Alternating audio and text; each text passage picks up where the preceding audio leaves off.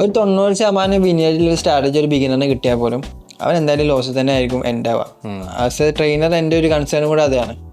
അതെ, ഇപ്പൊ 90 95 പോട്ടെ 99% വിന്നായിട്ടുള്ള കൊടുത്താൽ പോലും ബിഗിനേഴ്സ് ആയിട്ടുള്ള ട്രേഡേഴ്സ് ഒക്കെ ലൂസിങ് സ്ട്രൈഡിലേക്ക് പോകും. അതിന്റെ one of the main reason എന്ന് വെച്ചിട്ടുണ്ടെങ്കിൽ ട്രേഡിംഗ് സൈക്കോളജി തന്നെയാണ്. ഇതിപ്പോൾ ഏത് പ്രൊഫഷൻ ആയാൽ പോലും എന്താ പറയുക, അതിനൊരു സെറ്റ് ഓഫ് റൂൾസ് ഉണ്ടാവും. അതുപോലെ തന്നെ ട്രേഡിങ്ങിനും ഒരുപാട് സെറ്റ് ഓഫ് റൂൾസ് ഉണ്ട്.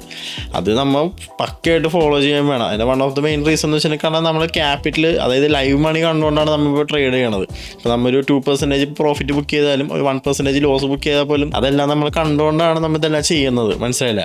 അതായത് നമ്മുടെ ഹ്യൂമൻ ഇമോഷൻസ് കൺട്രോൾ ചെയ്യാൻ പറ്റില്ല എന്നുണ്ടെങ്കിൽ നമുക്ക് ഇതൊന്നും മാനേജ് ചെയ്യാൻ പറ്റില്ല. ഒരു മണി ഡയറക്റ്റ് ഇൻവോൾവ് ചെയ്യുന്ന ഒരു ബിസിനസ്സാണ് ട്രേഡിംഗ് എന്ന് പറയുന്നത്. നമുക്ക് കിട്ടുന്ന പ്രോഫിറ്റ് നമ്മൾ കാണുന്നുണ്ട്, ലോസ് നമ്മൾ കാണുന്നുണ്ട്. സോ അത്രത്തോളം ഇമോഷൻസ് വർക്കാവും. ഒരു ബിഗിനറിനെ സംബന്ധിച്ച് പെട്ടെന്ന് ഇങ്ങനെ കാണുമ്പോൾ അവരെന്തായാലും പാനിക്കാവും. ഇപ്പൊ എന്തായാലും നമുക്ക് പ്രോഫിറ്റ് ആൻഡ് ലോസ് കാണാതെ നമുക്ക് ഒരിക്കലും ട്രേഡ് ചെയ്യാൻ പറ്റില്ല. എത്ര എക്സ്പീരിയൻസ് ഇല്ല ട്രേഡേഴ്സ് ആണെങ്കിലും ഇടയ്ക്കൊക്കെ നിർത്തി നോക്കും. അതെ അതെ അതെ, ഇപ്പൊ അത് ശരിയാണ്. നമുക്ക് ഒരിക്കലും ആസ് എ ട്രേഡർ നമുക്ക് നമ്മുടെ P&L കാണാതിരിക്കാനുള്ള ഒരു ഓപ്ഷൻ ഇല്ല. നമ്മൾ എന്തായാലും എടുത്ത് പോകും. At least at of the end of the day ആണെങ്കിൽ പോലും നമ്മൾ എടുത്ത് പോകും. ആസ് എ പ്രൊഫഷണൽ ട്രേഡേഴ്സ് നമ്മൾ മനസ്സിലാക്കിയേക്കണം എന്താണ്, നമ്മൾ മനസ്സിലാക്കിയേക്കണെന്ന് വെച്ചിട്ടുണ്ടെങ്കിൽ P&L കണ്ടാൽ പോലും നമ്മളെ ഇമോഷൻസ് ട്രിഗർ ആവാണ്ട് ട്രേഡ് ചെയ്യാൻ സാധിക്കുക. അതാണ് ഒരു പ്രൊഫഷണൽ ട്രേഡറിന്റെ ഏറ്റവും വലിയൊരു ക്വാളിറ്റി. ഇതെന്താ ചെയ്യണമെന്ന് വെച്ചാല് നമ്മൾ എപ്പോഴും പെർസെൻറ്റേജ് കൺവേർട്ട് ചെയ്താൽ മതി. അതായത് ഇപ്പോൾ നമ്മൾ നേരത്തെ പറഞ്ഞ പോലെ 1,00,000 രൂപ കയ്യിലുണ്ടെങ്കിൽ 1,000 രൂപയൊക്കെ പോവുകയാണെങ്കിൽ 1,000 രൂപയാണല്ലോ പോവുക, അങ്ങനെയൊക്കെ വിചാരിച്ചു കഴിഞ്ഞാൽ നമുക്ക് എന്തായാലും പാനിക്കാവും. പക്ഷെ നമ്മൾ ക്യാപിറ്റലിൽ 1% പോയിട്ടുള്ളൂ, ബാക്കി 99% അവിടെ കിടക്കുന്നുണ്ട്. അങ്ങനെ വിചാരിച്ചാൽ മതി. അങ്ങനെയല്ല അയ്യോ 1000 പോയല്ലോ അല്ലെങ്കിൽ 500 പോയല്ലോ എന്ന് വിചാരിക്കുമ്പോൾ ഒരു നോർമൽ കോമൺ മാനെ നോക്കുമ്പോൾ ഒരു 500 1000 വലുത് തന്നെയാണ്. പക്ഷെ നമ്മളെ ക്യാപിറ്റലിൽ 1% പോയി എന്ന് വിചാരിച്ചാൽ മതി ലോസ് വരികയാണെങ്കിലൊക്കെ. അതെ അതെ അതെ, മിക്ക ബിഗിനേഴ്സിന്റെ പ്രശ്നം ഇത് തന്നെയാണ്. അവർ 1000 രൂപ പോയല്ലോ, 1000 രൂപ എത്രയും പെട്ടെന്ന് റിക്കവർ ചെയ്യണം. അപ്പൊ ആ ഒരു പേടിയുടെ പുറത്ത് അവരെന്ത് ചെയ്യും, പേടിയല്ല ശരിക്കും അതൊരു റിവെഞ്ച് ട്രേഡിങ് വേണമെങ്കിൽ പറയാം. അപ്പോൾ ആ ഒരു റിവെഞ്ച് ട്രേഡിന്റെ പുറത്ത് എന്ത് ചെയ്യും, അവർ 1000 രൂപ റിക്കവർ ചെയ്യാൻ വേണ്ടി വീണ്ടും ട്രേഡ് എടുക്കും. പക്ഷേ at end of the day അവർ 2000 3000 ഒക്കെ ലൂസ് ചെയ്തിട്ടായിരിക്കും അവർ ആ ട്രേഡിംഗ് അവസാനിപ്പിക്കുന്നത്. വെള്ളി വൺ ഓഫ് ദി ബെസ്റ്റ് ട്രേഡറാണ് റിച്ചാർഡ് ഡെന്നിസ് തന്നെ. അദ്ദേഹത്തിന് ഒരു ആഗ്രഹം ഉണ്ടായിരുന്നു അദ്ദേഹത്തിന്റെ ട്രേഡിംഗ് റൂൾസ് ന്യൂസ് പേപ്പറിൽ പബ്ലിഷ് ചെയ്യണം. എന്നാൽ പോലും ബിഗിനേഴ്സൊക്കെ ലോസിലായിരിക്കും അദ്ദേഹം പറയുന്നത്.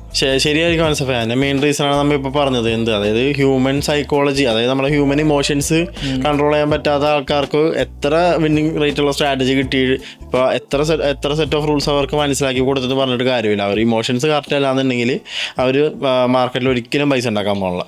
ഇതിപ്പോൾ ഒരു ബിഗിനർ മാർക്കറ്റിൽ ട്രേഡ് ചെയ്യാൻ വരുമ്പോൾ ആദ്യം തന്നെ അവർ മനസ്സിലാക്കേണ്ട കാര്യം എന്താ വെച്ചാൽ ഒന്ന് സെറ്റായി വരാൻ കുറച്ച് സമയം എടുക്കും. ചിലപ്പോൾ 1 വർഷം 2 വർഷം 3 വർഷം അല്ലെങ്കിൽ ചിലപ്പോൾ നന്നായിട്ട് എഫേർട്ട് ഇട്ട് 6 മാസമൊക്കെ. ഇതൊരു മാർക്കറ്റ് എക്സ്പീരിയൻസ് വേണമല്ലോ. ലോസ് വന്ന് നമ്മൾ കണ്ടിട്ട് ലോസ് മൈൻഡില്ലാത്തൊരവസ്ഥ വരണം. പ്രോഫിറ്റ് ആയാലും നമുക്ക് ഗ്രീഡ് വരാത്തൊരവസ്ഥയ്ക്ക് എത്തണം. അതിന് നല്ല രീതിയിൽ മാർക്കറ്റ് എക്സ്പീരിയൻസ് തന്നെ വേണം. നമുക്കായാലും ഞാനൊക്കെ ആയാലും ആദ്യം ഇതുപോലെ തന്നെ ആയിരുന്നു. പ്രോഫിറ്റ് കാണുമ്പോൾ പെട്ടെന്ന് 1:2 1:1 എക്സിറ്റ് ആകും, അല്ലെങ്കിൽ ചെറിയ ലോസ് കാണുമ്പോൾ തന്നെ പാനിക്കായിട്ട് എക്സിറ്റ് ആകും. ഇതിനൊക്കെ മാറി ഒരു എക്സ്പീരിയൻസ് ആയതിനു ശേഷമാണ് ഇതിനൊക്കെ ഒരു മാറ്റം വന്നിട്ട് ഒരു പ്രൊഫഷണൽ ട്രേഡറായി മാറിയത്. ശരിയാണ്. ഇപ്പൊ അൻസഫ് പറഞ്ഞത് അൻസഫിന്റെ എക്സ്പീരിയൻസിലൂടെ ഗെയിൻ ചെയ്ത കാര്യമാണ്. മനസ്സിലായി. ഇപ്പൊ അൻസഫിന്റെ എക്സ്പീരിയൻസ് ഇപ്പോൾ ഒരു സെറ്റ് ഓഫ് റൂൾസ് ആയിട്ട് തന്നെ നമ്മളിപ്പോൾ ഒരു പുതിയ ട്രേഡറിനെ പറഞ്ഞു കൊടുത്താൽ പോലും ഒരു പ്രോപ്പറായിട്ട് ഗൈഡൻസ് ഇല്ലാന്നുണ്ടെങ്കിൽ ഒബ്വിയസ്ലി അവന് ആ റൂളെല്ലാം ബ്രേക്ക് ചെയ്യും അവൻ. മനസ്സിലായില്ല? അതിപ്പോ എൻട്രി സ്ട്രാറ്റജിയുടെ റൂൾ ആയിരിക്കും. അൻസഫിന് എന്തായാലും ഒരു എൻട്രി സ്ട്രാറ്റജി റൂൾ ഉണ്ടാവുക. അപ്പൊ ഒരു പ്രോപ്പറായിട്ട് ഗൈഡൻസ് കിട്ടില്ലെങ്കിൽ എന്തായാലും അവൻ അത് ബ്രേക്ക് ചെയ്യും. അതിപ്പോ എൻട്രി സ്ട്രാറ്റജി മാത്രമല്ല, ഒരു റിവെഞ്ച് ട്രേഡിങ്ങിന്റെ ഫോമിലാവാം. അല്ലാന്നുണ്ടെങ്കിൽ ഏറ്റവും വേസ്റ്റ് ഈ കൂട്ടത്തില്ല, അതായത് ഫിയർ ഓഫ് മിസ്സിങ് ഔട്ട്. അതായത് ഓൾറെഡി ഒരു എൻട്രി മിസ്സായി കഴിഞ്ഞാൽ അയ്യോ എൻട്രി മിസ്സായാലോ എനിക്കത് ചേസ് ചെയ്യണം, ടാർഗറ്റ് പ്രൈസ് എത്തുന്നതിന് മുമ്പ് തന്നെ ചേസ് ചെയ്യണം എന്നുള്ള ആ ഒരു ഫിയർ ഓഫ് മിസ്സിങ് ഔട്ടിന്റെ പുറത്ത് ട്രേഡ് എടുക്കുന്ന രീതി. അപ്പോൾ സത്യം പറഞ്ഞാൽ ഇതിലൊക്കെ ആൾക്കാർ കൂടുതൽ ഇങ്ങനെയൊക്കെ ട്രേഡ് എടുക്കുമ്പോൾ അവരുടെ റിസ്കിനേക്കാളും കൂടുതൽ സ്റ്റോപ്പ് ലോസ്, അതായത് അവർക്ക് അഫോർഡ് ചെയ്യാൻ പറ്റാവുന്നതിനേക്കാളും കൂടുതൽ ലോസുകളൊക്കെ ആയിരിക്കും ആൾക്കാർ ഇതിലൂടെ അവർക്ക് കിട്ടുക. പിന്നെ ഒരു കാര്യം ഞാൻ ശ്രദ്ധിച്ചെന്ന് വെച്ചാൽ ഒരു ബിഗിനറായിട്ട് ഒരു ട്രേഡർ മാർക്കറ്റിൽ ട്രേഡ് ചെയ്യുന്ന സമയത്ത് ഇവർക്ക് ഡെയിലി എൻട്രീസ് കിട്ടണം, അല്ലെങ്കിൽ എല്ലാ 1 മണിക്കൂർ കൂടുമ്പോൾ ഇവർക്ക് എൻട്രീസ് കിട്ടണം. ശരിക്കും അത് പോസിബിൾ അല്ല. നമുക്ക് ട്രേഡിംഗ് സെറ്റപ്പ് ഉണ്ടെങ്കിൽ അത് സെറ്റായി വരണമെങ്കിൽ ചില ദിവസം നമുക്ക് ട്രേഡിന് കിട്ടില്ല, ചില 2-3 ദിവസം കഴിഞ്ഞിട്ടേക്കാരം നമുക്ക് ട്രേഡ്സ് കിട്ടുക. പക്ഷെ അത് വെയിറ്റ് ചെയ്യാൻ ഇവർ ഒരിക്കലും തയ്യാറല്ല. ഇപ്പോൾ ഒരുപാട് ട്രേഡേഴ്സ് അങ്ങനെയുണ്ട്. ഇപ്പോൾ സ്റ്റാർട്ടിങ്ങിൽ ഞാനും അങ്ങനെ തന്നെ ആയിരുന്നു. പിന്നെയാണ് എനിക്ക് ഇതിൻ്റെ റിയാലിറ്റി മനസ്സിലായത്. നമുക്ക് ഏതാണോ സെറ്റപ്പ്, ആ സെറ്റപ്പിൽ ആണെങ്കിൽ മാത്രം ട്രേഡ് ചെയ്യുക, സെറ്റപ്പ് ഇല്ലെങ്കിൽ ട്രേഡ് ചെയ്യണ്ട. അങ്ങനെ ഒരു മൈൻഡ് സെറ്റ് സെറ്റായി വരണം അവർക്ക്. ഇപ്പൊ നമുക്ക് എക്സ്പീരിയൻസ് ഉള്ള കാരണം നമുക്കിത് അറിയാം. ഇനി നേരത്തെ അൻസഫ് പറഞ്ഞ പോലെ തന്നെ നമ്മളും എന്താണ് പണ്ടും ഇതേപോലെയൊക്കെ തന്നെയായിരുന്നു. അതായത് നമുക്കൊരു ക്ഷമയൊന്നും ഉണ്ടായിരുന്നില്ല. പക്ഷെ നമ്മൾക്ക് എന്താണ് ഒരിക്കലും ഒരു ക്വിറ്റിംഗ് മെന്റാലിറ്റിൻ്റെ അത് ഉണ്ടായിരുന്നില്ല. നമുക്ക് എന്തായാലും ട്രേഡിങ് ഫിഗർ ഔട്ട് ചെയ്താൽ പറ്റുമെന്നുള്ള ഒരു വാശിയുടെ പുറത്താണ് നമ്മൾ ഇവിടം വരെ എത്തിയിരിക്കുന്നത്. അപ്പോൾ എൻ്റെ ഒരു അഭിപ്രായത്തിൽ പറയുകയാണെങ്കിൽ നമ്മൾ പ്രൈസ് ആക്ഷൻ കടക്കുന്നതിന് മുമ്പായിട്ട് തന്നെ ട്രേഡിംഗ് സൈക്കോളജി നല്ല അരച്ച് കലക്കി അവർക്ക് പഠിപ്പിച്ച് മനസ്സിലാക്കി കൊടുക്കണം. മനസ്സിലല്ലേ? ട്രേഡിംഗ് സൈക്കോളജി നല്ല രീതിയിൽ പഠിച്ച് മനസ്സിലാക്കിയതിന് ശേഷം മാത്രമേ പ്രൈസ് ആക്ഷൻ പഠിച്ചിട്ട് കാര്യമുള്ളൂ.